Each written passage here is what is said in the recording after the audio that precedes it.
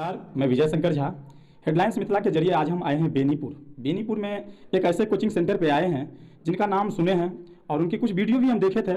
Video मुझे बहुत अच्छा लगा जिसमें शिक्षा की गुणवत्ता साफ नज़र आ रहा था।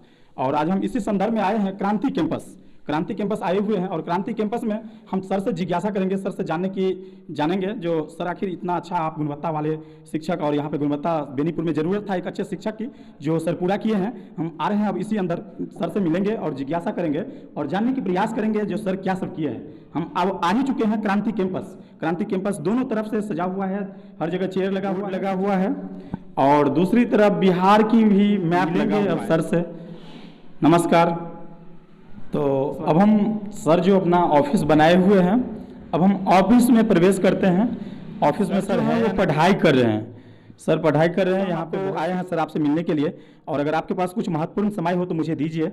और बेनीपुर की जो ग्रामीण बच्चे हैं, आप यहाँ पे शिक्षा के जो संस्थान चालू किए हैं, इन्हीं से बारे में हम आए हैं आपसे 5 मिनट बात करने के लिए। अपनी महत्वपूर्ण समय मुझे दीजिए। नमस्कार। नमस्कार। आपका बहुत बहुत स्वागत है क्रांति कैंपस में। और मुझे बड़ी खुशी है कि कम से कम किसी एक व्यक्ति ने तो या किसी एक व्यक्ति की नज़र तो पड़ी कि हम जैसे लोग जो हैं यहाँ पर बच्चों को अच्छी क्वालिटी यानी कि क्वालिटी एजुकेशन की जो बात हम करते हैं या हमारी गवर्नमेंट करती है, उस किसी एक व्यक्ति की तो नज़र पड़ी। और मैं आपका बहुत आभारी हूँ कि आप किसी भी स्रोत से किसी भी जरिए से आप यहाँ पहुँचे, एटलीस्ट पहुँचे, इसका मैं आपका बहुत अभिनंदन करता हूँ। सर मैं ये किस जरिए पहुँचे, आपका कुछ दिन पहले बहुत चर्चा में आपका नाम है और मैंने कुछ शॉर्ट वीडियो देखे थे। वीडियो मुझे बहुत अच्छा लगा जो बेनीपुर क्षेत्र में एक ऐसे शिक्षक आए हैं जो सब कुछ की पढ़ाई करवाएंगे, इसीलिए मुझे मिलने का बहुत उत्सुक था। लेकिन आज मैंने आपकी क्रांति कैंपस को पता लगा करके यहाँ तक पहुँचे हैं। सॉरी, मैं बैठा रह गया।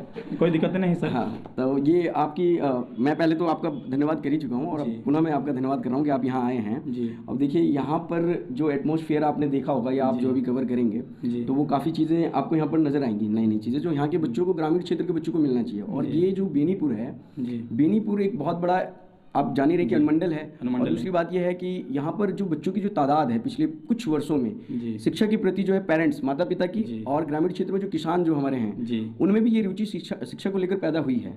और मैंने जो गैस किया यहाँ पर कि कहीं ना कुछ क्वालिटी यहाँ पर कम है, शिक्षा की गुणवत्ता कम है। यहाँ कुछ शिक्षक अच्छे हैं जो दे रहे हैं शिक्षा, लेकिन मेरा प्रयास है कि हम भी इसमें अपना योगदान दें। और इसीलिए मैं यहाँ सर एक मिनट, हमारे जो ग्रामीण क्षेत्र की जो बच्चे हैं उनकी माँ बाप, बहुत से ऐसे पिता हैं जो गृहस्थी हैं, जो किसान की काम करते हैं, लेकिन वो अपने बच्चे को 10वीं पास के बाद वो दरभंगा भेजते हैं, तो कोई पटना भेजते हैं, कोई दिल्ली भेजते हैं, कोई कोटा भेजते हैं। लेकिन अपने बेनीपुर में इतना अच्छा व्यवस्था नहीं था जिसको आप लेके आए हैं। मुझे बहुत खुशी हुआ कि चलिए बेनीपुर में एक ऐसा टीचर आए हैं जो SSGD, चाहे रेलवे, कोई भी BPSC, UPSC की तैयारी करवाने के लिए शिक्षक की अभाव था, जो मुझे लग रहा है अब बेनीपुर में शायद पूरा होगा। सर देखिए, अभी तो ये जो रिजल्ट है वो तो गर्भ में है, भविष्य के गर्भ में है, अभी तो नहीं कहा जा सकता। लेकिन हाँ, इतना ज़रूर है कि हम एफर्ट लगा रहे हैं। हम वो चीज़, हम ये चाहते हैं कि हमारे इस बेनीपुर अनुमंडल के आसपास के 50 या 100 गांव के बच्चे, हम उनको जितना रोक सकें उतना रोकने का प्रयास करेंगे। क्योंकि एक बहुत बड़ा रेवेन्यू जो होता है ना, हम वो अदर स्टेट को दे जाते हैं। जब हमारे बच्चे यहाँ से दिल्ली, कोलकाता जाएँ या मान के चलिए कोटा चले जाते हैं या अन्य दूसरे बड़े शहरों में जाते हैं, तो हमारा एक रेवेन्यू चला जाता है। और दूसरी बात यह है कि स्वाभाविक है क्योंकि वहाँ उन्हें वो गुणवत्ता मिल रही है, वो क्वालिटी मिल रही है, जो कि हम यहाँ नहीं उपलब्ध करा पा रहे हैं।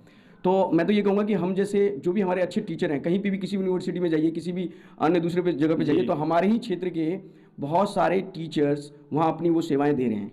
चलिए अब हम विस्तार से बात करेंगे सर से। अंततः हम आ ही गए क्रांति कैंपस और सर से हम बहुत सी विस्तार से बात करेंगे।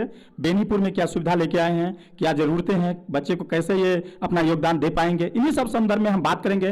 तब तक अब कुछ देर में हम सर से आपको बात करके पूरा विस्तार से बताएंगे। आज हम जो तब से हम बतला रहे थे, अब आइए हम बात करते हैं अलीनगर प्रखंड के एक छोटा सा गाँव मोतीपुर से एक शिक्षक हैं जिनसे हम बात करेंगे। इससे पहले हम लोग जानते थे, ये सर काफ़ी चर्चा के विषय बने हुए थे, आज से शराबबंदी, बिहार में शराबबंदी है, हम सभी को पता है कि बिहार में शराबबंदी है। लेकिन एक छोटा सा गांव मोतीपुर से एक लड़का को ऐसा जुनून आया, वो दिल्ली में सब कुछ पढ़ाई करके फिर उन्हें क्रांति की आगाज हुआ और पता नहीं क्या हुआ, वो दिल्ली से आए और गाँव में शराबबंदी को लेकर के इन्होंने आए और देखें जो शराब चारों तरफ बिक रहा है धड़ल्ले से, तो इन्होंने इतना साहस किए, शराब को कहीं से जुगाड़ किए और शराब लेकर के बेहरा थाना चले गए और बेहरा थाना जाकर के आपने तहस नहस करके रख दिए और इतना आप मजबूर कर दिए कि बेहरा थाना भी विवश हो गया। और आपका जो ये न्यूज़ था, आप जो फेसबुक पे सोशल साइट के जरिए बनाए हैं, ये आपको नेशनल न्यूज़ पे भी दिखाया गया। इसलिए मैं आपसे मिलने के लिए बहुत उत्सुक थे सर। ऐसा क्या हुआ था, उसके बाद आपने फिर शिक्षा को लेकर के आ गए, ऐसी क्या क्रांति की आपने सर ऐसा कर पाए आप? देखिए, वो जो शराबबंदी जो गवर्नमेंट लेके आई जी। तो कहीं ना कहीं ये सोसाइटी वेलफेयर के लिए, हमारे लोगों के लिए है।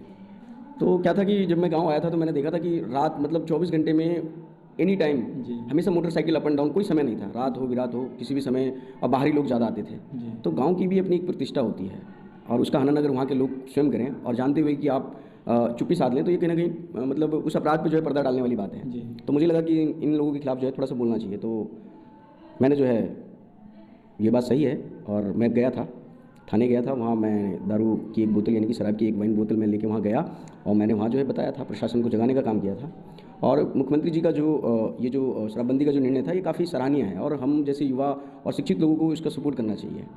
ठीक है, लेकिन अभी भी काफ़ी कमियां हैं, तो हम ज़्यादा इसके डिटेल में नहीं जाएंगे क्योंकि जो होना था हो गया। तो जो कुछ भी वो एक दिन था, एक होनी था, लेकिन बेहरा थाना को आईना दिखला दिए हैं, ये बात तो सत्य है। और ये कोई छोटा मोटा इंसान कर नहीं सकता था। बेहरा थाना चले जाना, कोई भी थाना, बेहरा ही छोड़िए, कोई भी थाना एक वाइन की बोतल लेके चले जाना और वहाँ पे आंख में आंख डाल करके सोशल साइट पे आपने वीडियो बनाए और ये वीडियो आपका इतना वायरल हुआ कि नेशनल न्यूज़ भी कवरेज किया। खैर, ये तो आपकी सर जो भी है एक क्रांति, एक पढ़े लिखे इंसान कर सकते थे। कोई बहुत से गाँव में युवा हैं, लेकिन आप जो किए वो सराहनीय रहा। उसके बाद मुझे आपसे मिलने की बहुत इच्छा जाहिर हुआ। उसके बाद सर मैं आप जानना चाहता हूँ कि आप तो पढ़ाई लिखाई, मुझे जो पता चला है, हम आपके गांव से पता किए, जो आपकी जो शिक्षा दीक्षा वो दिल्ली से हुआ, फिर आपने गांव में कैसे मूव कर पाए और बेनीपुर क्षेत्र में कोचिंग संस्थान कैसे चालू किए हैं?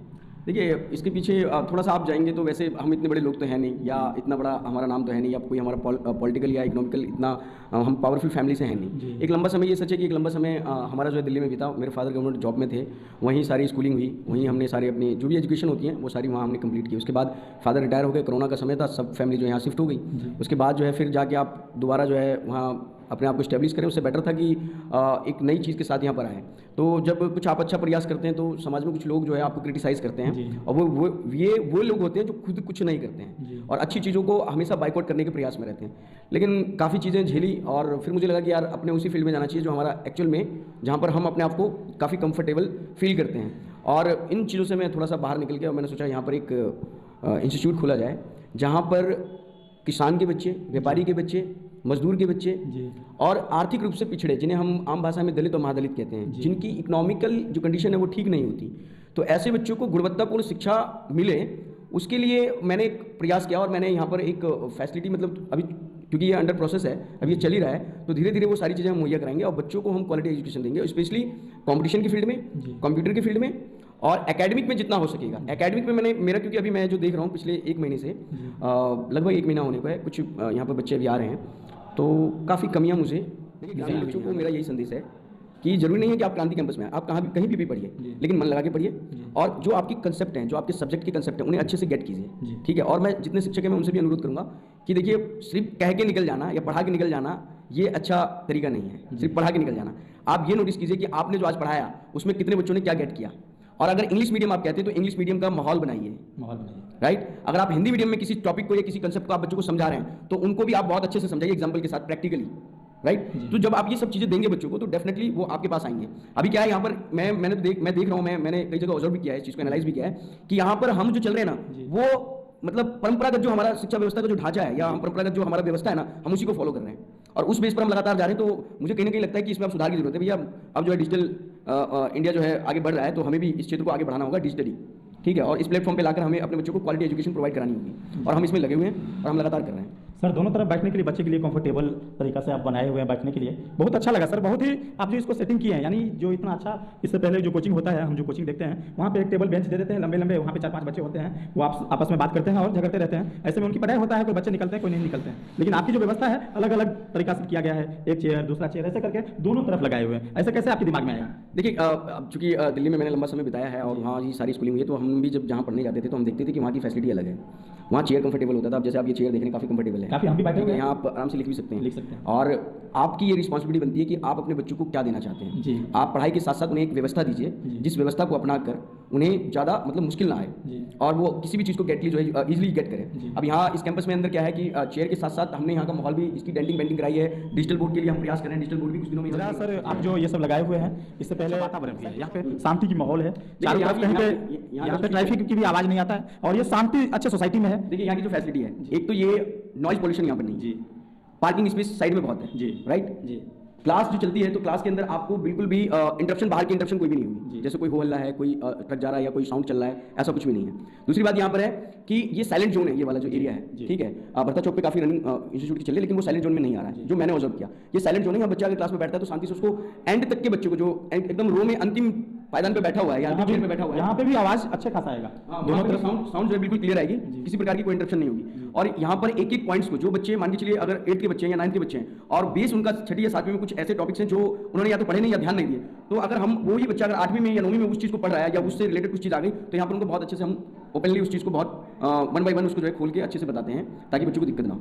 चलिए सर से मुझे मिलकर बहुत अच्छा लगा और सर की बात से मैं बहुत खुश हुए और इसी के साथ हेडलाइंस मिथिला आप देख रहे थे और नमस्कार, मैं विजय शंकर झा।